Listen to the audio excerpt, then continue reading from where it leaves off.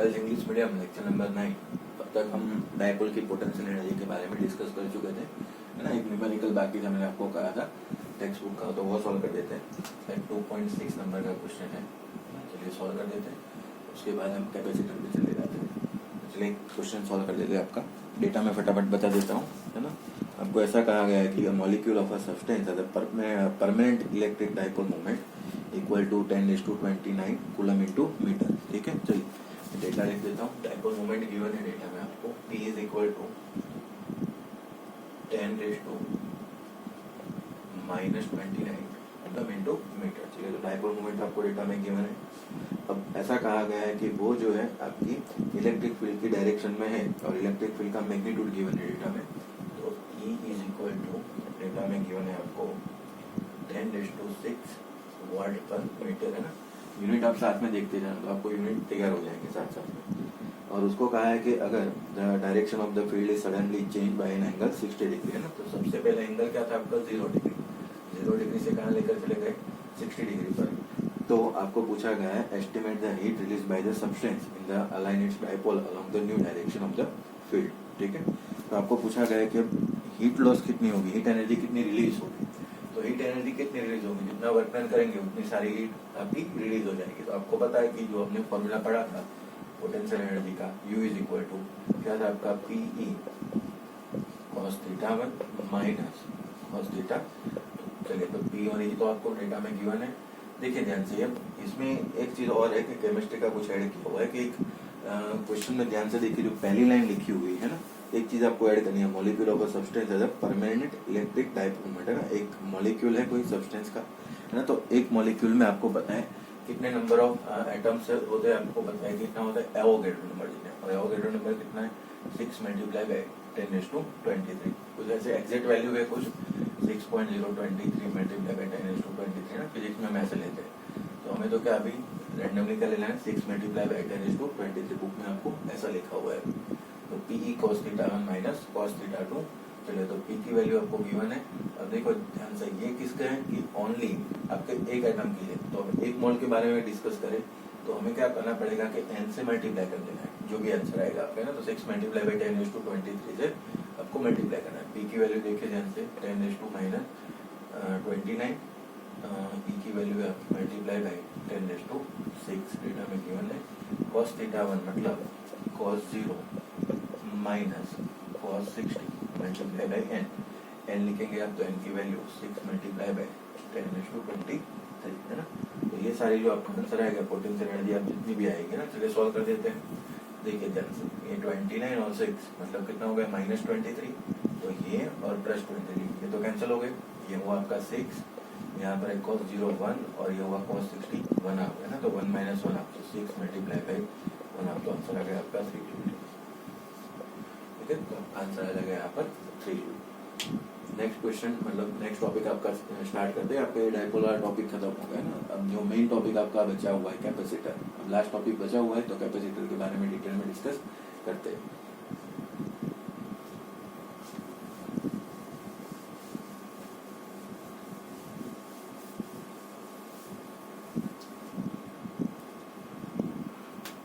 सबसे पहले हम बात करते हैं कि कैपेसिटेंस या फिर कैपेसिटर होता है क्या है। कैपेसिटेंस या फिर कैपेसिटेंस, कैपेसिटेंस क्या होता है कि उसकी एबिलिटी होती है होल्ड द चार्ज, है ना।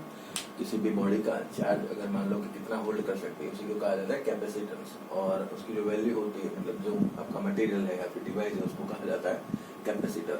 तो कैपेसिटेंस किसे कहते हैं, तो समझिए ध्यान से कि आपके पास ऐसा कोई स्फीयर है और इसके ऊपर R रेडियस का कोई स्फीयर मान लीजिए, है ना। तो उसके ऊपर मैं Q चार्ज बढ़ाता जाता हूँ, Q चार्ज की वैल्यू एक्स्ट्रा बाहर से देते जाते हैं ना। तो Q चार्ज इसकी वैल्यू बढ़ी। अब आपको फॉर्मूला पता है, V इज इक्वल टू क्या होता है, KQ बाई R। जैसे आप Q बढ़ाते गए वैसे ही यहाँ पर V की वैल्यू क्या होगी, इंक्रीज होगी। तो मतलब जितना Q आप इसका एक्सेसिव Q जितना भी उतने आप स्फीयर पे देंगे, तो उसके अकॉर्डिंग पोटेंशियल की वैल्यू भी उसके साथ साथ बढ़ेगी। तो मैं उसके ऐसे कह सकता हूँ कि Q is directly proportional to V। जितना Q बढ़ा है उतना पोटेंशियल बढ़ा। तो Q is directly proportional to V। तो अगर प्रोपोर्शनलिटी हटाए तो Q इज इक्वल टू लिखा जाएगा CV, है ना। इसमें हमने जो कांस्टेंट लिखा C, वही आपका क्या है, कैपेसिटेंस। ठीक है, तो C इज इक्वल टू लिखा जाएगा Q बाई V। तो ये क्वेश्चन हो गया आपका C is equal to Q by V। अब यहाँ पर आपको क्या करना है कि आप समझो ध्यान से, इसके पहले यूनिट निकाल लेते हैं। तो यूनिट के बारे में बताइए। तो Q इज इक्वल टू हो जाएगा आपका कूलम, यहाँ पर वॉल्ट है तो कूलम पर वॉल्ट, आप ऐसा भी लिख सकते हैं, है ना, ये कैपेसिटेंस। दूसरी चीज इसको मैं लिख सकता हूँ फेराड, नया यूनिट है आपका, जो साइंटिस्ट था फेराड है उसके नाम से, है ना, तो उसको ऐसे कैपिटल एफ से डिनोट करेंगे। तो C बाई V मतलब कूलम पर वॉल्ट। ऐसा अगर मान लो MIT फॉर्मूला बनाना है तो कूलम के लिए C, वोल्ट के लिए आप सबको पता है ना, वोल्ट क्या लिखा जाता था, पोटेंशियल का फॉर्मूला वर्क अपॉन चार्ज ऐसा लिखते थे, है ना। तो V मतलब ऐसा लिखते थे जूल पर कूलम, है ना, तो जूल पर कूलम, कूलम ऊपर चला गया तो ऊपर आया कूलम का स्क्वायर अपॉन जूल, है ना। बस इसका MIT तो आप बना सकते हैं, कूलम स्क्वायर अपॉन जूल का, है ना। MIT आप बना देना, इंपॉर्टेंट है, गुजकेट में या बोर्ड में MCQ में ये कंपलसरी ऐसे क्वेश्चन आते हैं, 3-4 MIT पूछ लेते हैं 50 में से, है ना। तो आप ये ट्राई कर लेना अपने आप, कूलम स्क्वायर अपॉन जूल, इसका MIT बना दीजिए। एक तो ये चीज हो गई कि कैपेसिटेंस होता क्या है, ये डिस्कस हो गया हमारा। उसके बाद देखते हैं कि कैपेसिटेंस जो है उसका यूनिट, दूसरा हमने एक पढ़ा फेराडे। अब ये हमने पढ़ा कि सॉलिड स्फीयर आपके पास है, उसके ऊपर हम एक्सेसिव चार्ज रखते जाते हैं तो उसका पोटेंशियल बढ़ता रहता है। और कैपेसिटेंस को क्या कहते हैं कि किसी भी मटेरियल की जो चार्ज को होल्ड करने की जो कैपेसिटी है उसी को कहा जाता है कैपेसिटेंस, है ना। फिर हम स्पेरिकल कैपेसिटर पढ़ेंगे, फिर पैरेलल प्लेट कैपेसिटर पढ़ेंगे, आगे आगे पढ़ते जाएंगे। तो सबसे पहले हम करते हैं कि आइसोलेटेड स्पेरिकल कैपेसिटेंस, सबसे पहला टॉपिक है आपका कैपेसिटर में।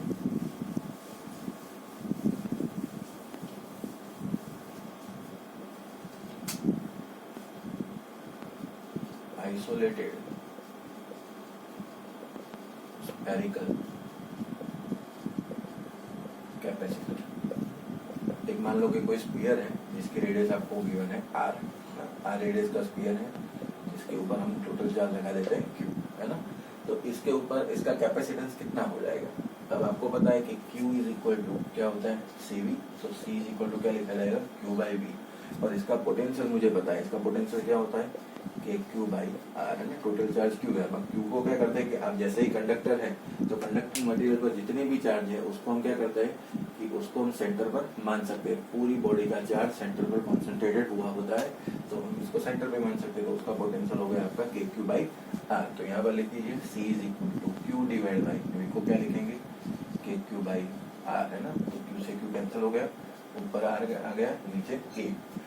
तो R बाई K को क्या लिख सकते हैं 1 बाई 4 पाई एप्सिलॉन नॉट, जैसे लिख रहे हैं तो 4 पाई एप्सिलॉन नॉट ऊपर आ गया, तो 4 pi epsilon naught into R नीचे। तो ये आपका फॉर्मूला हो गया स्पेरिकल कैपेसिटर का, है ना। याद रखना कौन सा है, आइसोलेटेड।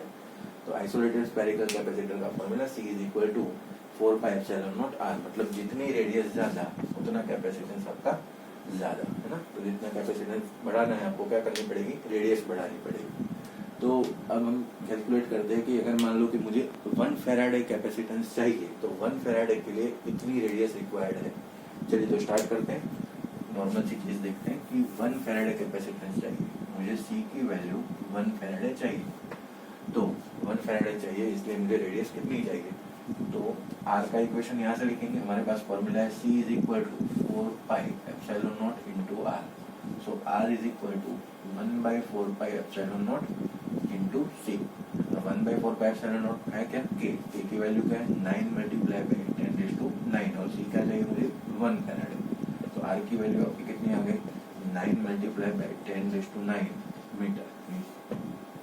तो बहुत बड़ी वैल्यू आ गई 10⁻⁹ मीटर। अगर मान लो किलोमीटर में कन्वर्ट करना है तो कैसे करेंगे 9 multiply by 10⁻⁶ multiply by 10⁻3 metre, तो ये किलोमीटर हो गया। 9 मल्टीप्लाई बाई 10⁻6 किलोमीटर लीजिए, तो किलोमीटर में बहुत ज्यादा वैल्यू हो रही है ना। तो ये वैल्यू अप्रोक्सीमेट है कितनी, तो अगर मान लो कि अर्थ की जो रेडियस है ना, अर्थ की रेडियस कितनी है 6400 किलोमीटर, है ना। तो उससे ये 1500 टाइम्स ज्यादा है अप्रोक्सीमेटली। तो अर्थ की रेडियस से 1500 टाइम्स ज्यादा है, तो मतलब आपको 1 फेराडे कैपेसिटेंस वाला कोई स्पेरिकल कैपेसिटर बनाना है तो आपको इतनी बड़ी रेडियस का एक स्फीयर लेना पड़ेगा, जो इम्पॉसिबल है ना। तो प्रैक्टिकली दिस इज इम्पॉसिबल। तो उसके लिए हमने बहुत सारे सॉल्यूशन निकाले, वो आप आगे बढ़ेंगे कि करना क्या है। लेकिन यहाँ पर एक छोटा सा जो सॉल्यूशन है, आप समझो कि आप 1 फैराड तो अभी बना नहीं सकते। तो आपको करना क्या है कि आप जब भी जो भी पढ़ेंगे, तो ये बहुत बड़ा यूनिट है, तो आपको जो कैपेसिटेंस का यूनिट है ऐसे लिखा मिलेगा, नैनो फैराड है, पिको फैराड है, माइक्रो फैराड है ना। तो कैपेसिटर्स की वैल्यू आपको ऐसे मिलेगी। तो ये सारे वैल्यूज आपको मार्केट में अवेलेबल होते हैं ना। 1 फैराड तो पॉसिबल ही नहीं, क्योंकि वो बहुत बड़ी इतनी प्रॉपर्टी हो जाती है, तो वो आप भी बना नहीं सकते। ठीक है, तो आपको नैनो फैराड है, पिको फैराड है, माइक्रो फैराड है, ऐसे में आपको मिल जाएगा। ठीक है, चलिए एक न्यूमेरिकल सॉल्व करते हैं। फॉर्मूला याद कर लेना। आर का सी का फॉर्मूला क्या आया था, 4 pi epsilon naught into R, है ना। ये फॉर्मूला से हम कैलकुलेशन स्टार्ट करते हैं। चलिए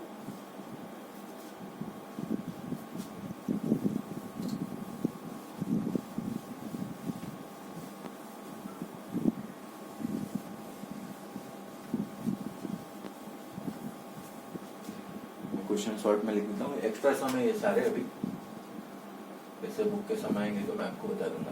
ठीक है, ये एक्चुअली में करने जरूरी है, क्योंकि आप मान लो कि बुक के न्यूमेरिकल इतने नहीं है कि आप पूरे हो जाए आपके सारे कॉन्सेप्ट है।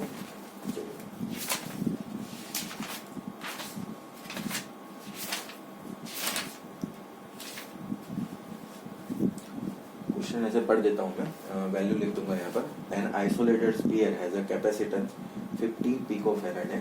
सी की वैल्यू डेटा में गिवन है 50 पिको फैराड है। कैलकुलेट द रेडियस, आर निकालनी है आपको, है ना। आइसोलेटेड कैपेसिटर दिया हुआ है। एंड क्वेश्चन पूछा है, how much charge should be placed on its to raise its potential to 10⁴ volt, है ना। V की वैल्यू करनी है आपको 10⁴ वोल्ट, तो चार्ज कितना चाहिए, ऐसा क्वेश्चन है। बहुत आसान क्वेश्चन है, आपको फॉर्मूला पता है। आर फाइंड करना है, सी की वैल्यू दी है, तो सी का फॉर्मूला क्या था, 1/4 pi epsilon naught into R. R निकालना है, तो आर निकाल दीजिए। आर इज इक्वल टू क्या लिखा जाएगा, 1/4 पाई एप्सिलॉन नॉट इनटू सी। ठीक है, देखिए ध्यान से, आर मतलब ये नीचे आ गया, तो ये हो गया आपका फॉर्मूला आर का 1/4 pi epsilon naught into C. 1/4 pi epsilon मतलब 10⁹ 9 मल्टीप्लाई बाई, और सी की वैल्यू कितनी है 50 पिको फैराड है, तो 50 मल्टीप्लाई बाई पिको मतलब कितना होता है 10⁻⁻12, है ना। तो यहाँ पर आपको डायरेक्ट उसकी रेडियस की वैल्यू मिल जाएगी, जो भी कैलकुलेशन होगा। सेकंड क्वेश्चन ऐसा है कि 10⁴ वोल्ट चाहिए आपको, और क्यू की वैल्यू निकाल दीजिए। तो सीधा आसान सा फॉर्मूला है, क्यू इज इक्वल टू सी भी, है ना। सी ऑलरेडी आपने यहाँ पर निकाला हुआ है ना। सी आपको डेटा में गिवन है, और पोटेंशियल आपको यहाँ पर दिया होगा 10⁴ वोल्ट, है ना। तो सी आपको डेटा में गिवन है, वैल्यू पुट कर देते हैं 50 पिको फैराड, मतलब 50 मल्टीप्लाई बाई 10⁻⁻12। चलिए, तो आपको क्यू भी मिल जाएगा। बहुत आसान क्वेश्चन है, 1 मार्क के लिए, है ना। एमसीक्यू में आ सकते हैं ऐसे क्वेश्चन, तो आपको एक फॉर्मूला पता होना चाहिए, तो फॉर्मूला भी आपके क्वेश्चन ऐसे सॉल्व हो जाएंगे। अब एक टफ क्वेश्चन सॉल्व करते हैं, जो थोड़ा लंबा है। ये इंपॉर्टेंट क्वेश्चन है।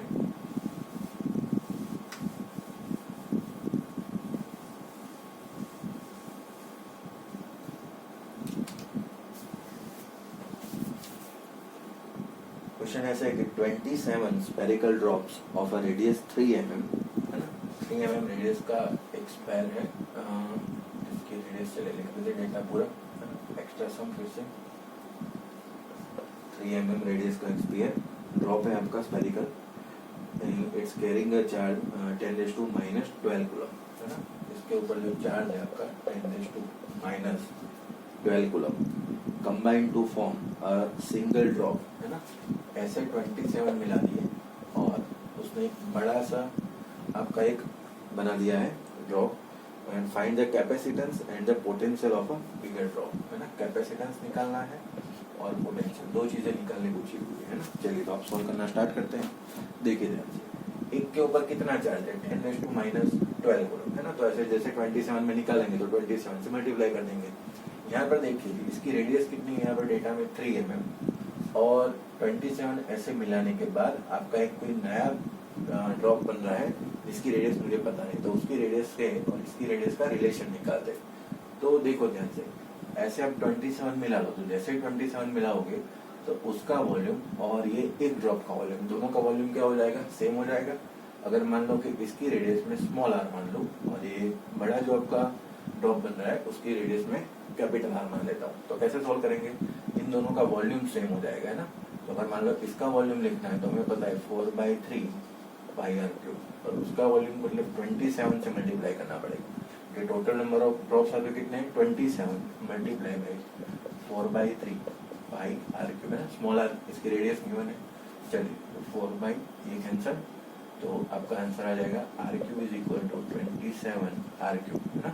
तो मतलब R is equal to cube root निकाल लीजिए तो हो जाएगा आपका 3r है ना।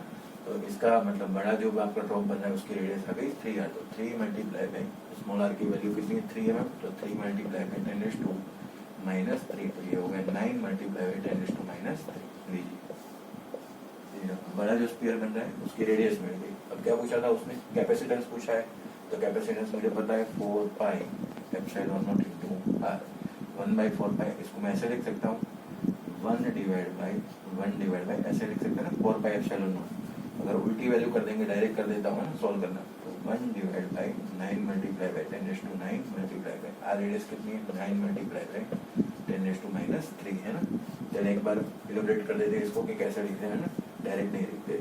तो ऐसा है आप देखो 4 pi epsilon naught into R है ना, c इज इक्वल टू, तो मैं इसको ऐसे लिख सकता हूँ 1 divide by 4 pi epsilon naught into R, ऐसा भी लिख सकता हूँ क्योंकि ये आपका डिनोमिनेटर ऊपर चला जाएगा। 1/4 पाई एप्सिलॉन नॉट आर मैं क्या लिख सकता हूँ 9 मल्टीप्लाई बाई 10⁻9 है ना। तो 9 से 9 कैंसर, 10⁻9 ये -3 ऊपर जाएगा तो -9 हो जाएगा। तो आपका आ जाएगा 10⁻12 फैराड है ना। अगर लिखना है तो आप ऐसा लिख सकते हैं 10 मतलब 1 पिको फैराड है, -12 का मतलब क्या होता है पिको फैराड है, 1 पिको फैराड है। तो सी की वैल्यू मिल गई। और क्या पूछा है उसने, V पूछा है, पोटेंशियल निकालना है तो आसान काम है, Q is equal to CV। अब चार्ज कितना है देखिए यहाँ पर, ये जो सिंगल ड्रॉप के ऊपर चार्ज था है ना, आपके पास कितने चार्ज है मतलब ड्रॉप कितने 27 है, तो टोटल चार्ज कितना हो जाएगा Q dash is equal to 27 multiply by 10⁻12। देखिए तो आपका चार्ज अब आपको पता है Q is equal to CV, C into V निकालना था तो Q डैश बाई C है ना। Q डैश की value 27 multiply by 10⁻12 divide by C मतलब 1 पिको फैराड है, मतलब 10⁻12 -12 कैंसिल, तो आपका पोटेंशियल आ गया 27 वाट। ये सॉल्व हो गया। इंपॉर्टेंट क्वेश्चन था थोड़ा है ना, ध्यान से समझ लीजिए और कर लीजिए इसको पूरा।